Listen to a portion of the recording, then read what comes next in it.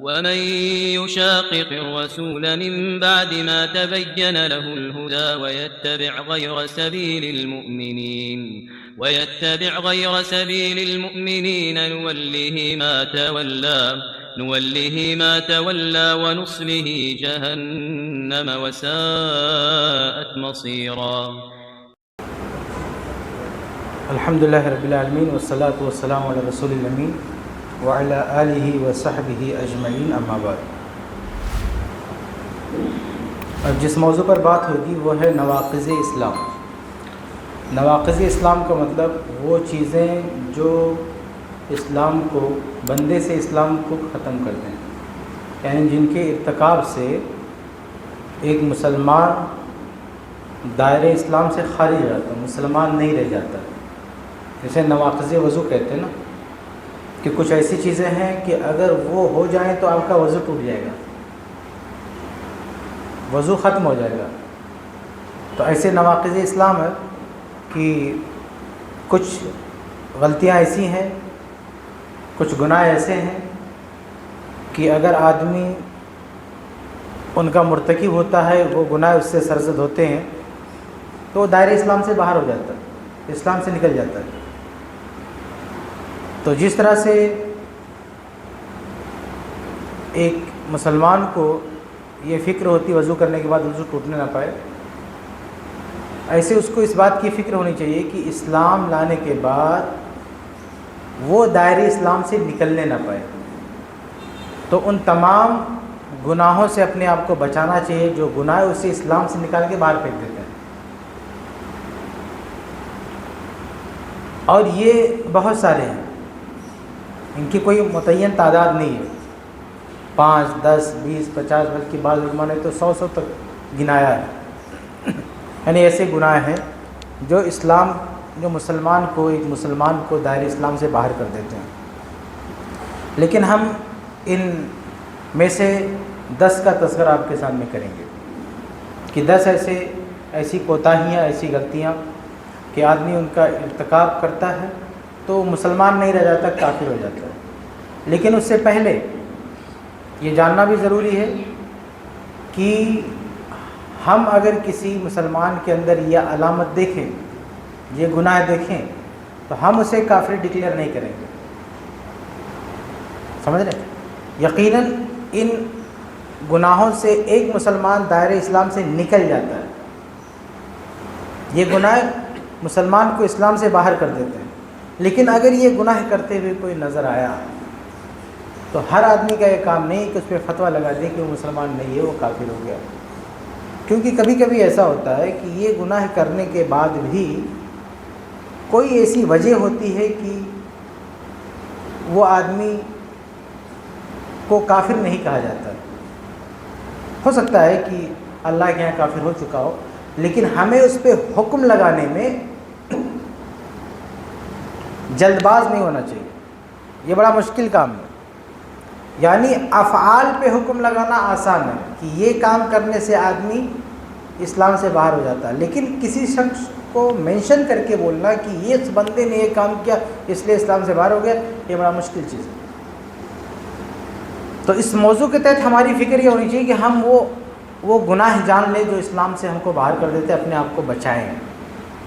اس موضوع کا یہ مقصد نہیں ہے کہ آپ ان گناہوں کو یاد کر کے اور دیکھیں جس کے اندر اس کو اسلام سے باہر کرتے رہیں. یہ مقصد نہیں اس ٹاپک کا کہ آپ تکفیر کریں، لوگوں کو کافر کہیں.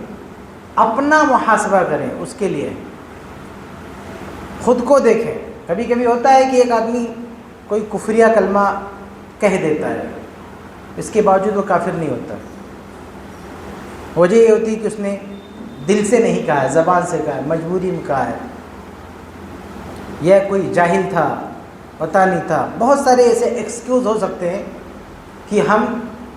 کہ کوئی خاص آدمی ان حرکتوں کا ارتکاب کرنے کے باوجود بھی مسلمان رہ جائے. لیکن کس کو ہم یعنی کسی کو جانچ پڑتال کر کے اور پتہ لگانا کہ یہ کافر ہوا کہ نہیں، یہ آسان کام نہیں ہے، یہ بڑے بڑے علماء کا کام ہے. اس لیے یہ تکفیر یعنی کافر بنانے والا عمل یہ ہم اور آپ نہیں کر سکتے.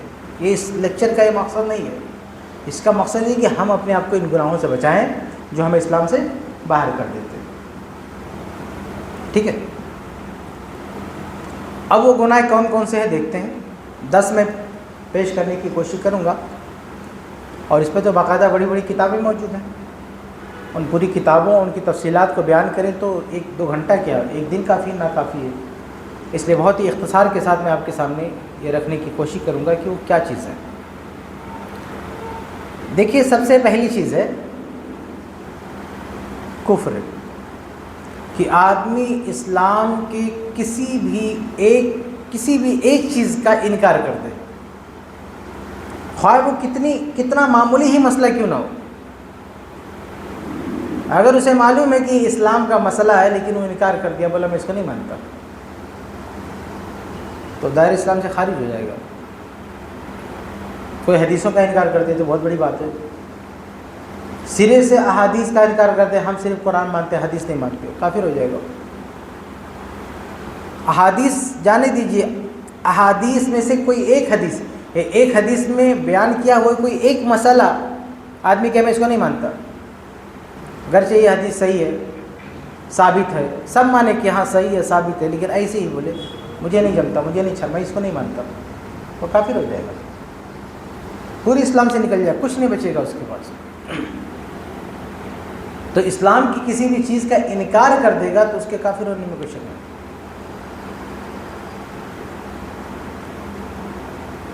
اور کافر کا مطلب یہ ہے کہ کفر کیا اس نے تو بغیر توبہ کے مر گیا تو ہمیشہ جہنم میں رہے گا، جہنم سے نہیں نکالا جائے گا.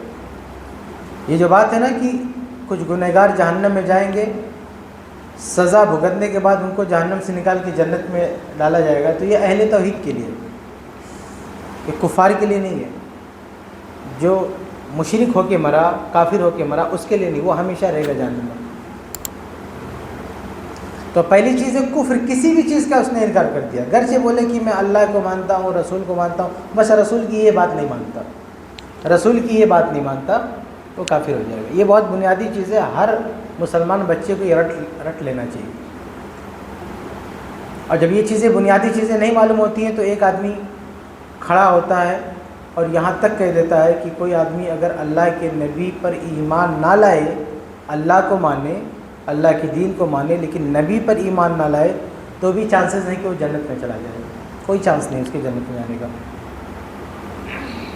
نبی کو نہ ماننا تو بہت بڑی بات ہوگی. نبی کی بتائی ہوئی باتوں میں سے کسی ایک بات کو کہہ دے میں نہیں مانتا، وہ جنت میں نہیں جا سکتا. بھائی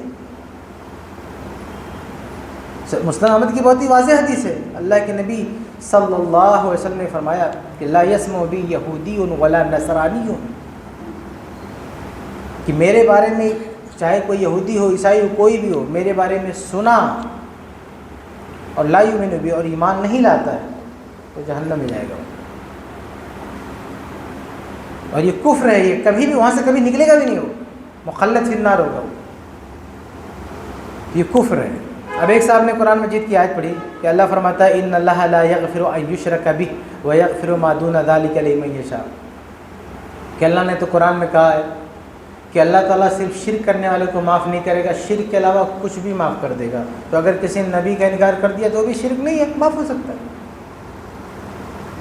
آپ سوچیں یہاں پہ 2 بہت بڑی غلطی ہو رہی ہے. پہلی غلطی تو یہ کہ اس آیت میں کہیں نہیں کہا گیا ہے کہ شرک کے علاوہ سب اللہ معاف کر دے گا. اس آیت کا مطلب نہیں ہے. اس آیت کا مطلب ہے کہ وَيَغْفِرُ مَا دُونَ ذَلِكَ، شرک سے جو چھوٹے گناہ ہیں ان کو اللہ تعالیٰ معاف کر دے گا. شرک کے برابر کے ہوں تو ان کو نہیں معاف کرے گا. تو کفر یہ شرک کے برابر ہے، بلکہ بہت سارے معاملات میں کئی اعتبار سے کفر شرک دونوں ایک ہی ہے. کافر مشرک ایک ہی بات. علامہ البانی رحمہ اللہ نے بہت اچھی بحث کی ہے سورہ کہف کی بعض آیتوں کو مثال دیتے ہوئے. جس کو پڑھنا ہے ان کی کتاب سلسلہ میں جا کے پڑھ لے. اب وہ پوری لمبی بات آپ پیش کرنے کا وقت نہیں آپ کے پاس، لیکن انہوں نے قرآنی آیات کے ذریعے سے یہ ثابت کیا ہے کہ شرک اور کفر یہ دونوں ایک ہی چیز ہے.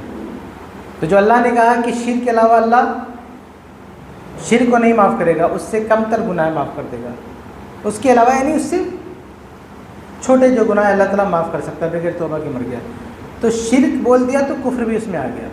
اور اگر آپ کو الگ ہی رکھنا ہے تو شرک کے برابر ہے. شرک کفر سے چھوٹا کوئی گناہ ہے نا تو اس کو اللہ تعالیٰ معاف کر سکتا ہے. تو یہ پہلی چیز ہے کفر. کسی کا بھی کسی نے انکار کیا، کسی ایک حدیث کا بھی، جان بوجھ کے یہ مانتی ہوئی کہ یہ نبی کی حدیث ہے، وہ اسلام سے باہر ہو جائے گا. اور نبی کا انکار کرنا مانتی ہوئی کہ اللہ کے رسول ہے محمد صلی اللہ علیہ وسلم اور سیدھا انکار کر دے، وہ سوال ہی نہیں پیدا ہوتا کہ وہ جنتی ہو جائے. تو پہلی چیز جو اسلام مسلمان کو کافر بنا دیتی ہے وہ اسلام کی کسی بھی تعلیم کا انکار کر دینا. میں اس کو نہیں مانتا. انکار کرنے کا مطلب کہ وہ یہ مانے کہ ہاں یہ اسلام کا پارٹ ہے لیکن میں نہیں مانتا. ایک آدمی کوئی جاہل ہے، اس کو کوئی دین کی بات بتا رہا ہے، وہ کیا سمجھتا ہے یہ اسلام میں نہیں ہے، یہ اس کی بنائی ہوئی ہے، پھر اس وجہ سے وہ انکار کرتا ہے تو ایک الگ کیس ہے، اس کو ہم کافر نہیں کہیں گے. جھوٹی حدیثیں کوئی جا کے پیش کرتے کہ نبی کی بات ہے اپنی طرف سے گڑھ کے، کیسے مانیں گے؟ اس کو نہیں مانیں گے. لیکن اگر کوئی بندہ جانتا ہے کہ ہاں یہ نبی کی بات ہے، اسے پتہ چل گیا کہ نبی کی بات ہے، پھر بھی کہتا میں نہیں مانتا، پھر اس کے کافر ہونے میں کوئی شک نہیں ہے.